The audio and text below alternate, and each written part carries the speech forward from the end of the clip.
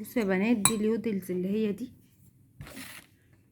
بصوا دي اللي هي كأنها زي الكوري. ماشي، لسه هدوقها معاكم، والله اول مره اجربها. بصوا.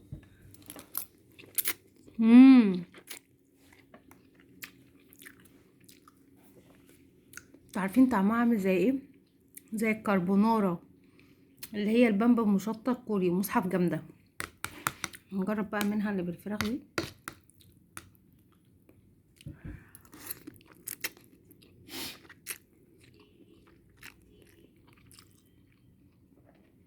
على فكره يا جماعه، الفراخ اليودلز دي جميله قوي والله العظيم.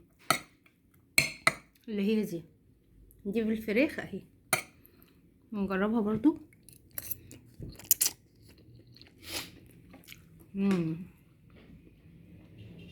دي بالفراخ ودي باللحمه، طعمها خطير اللي هي دي.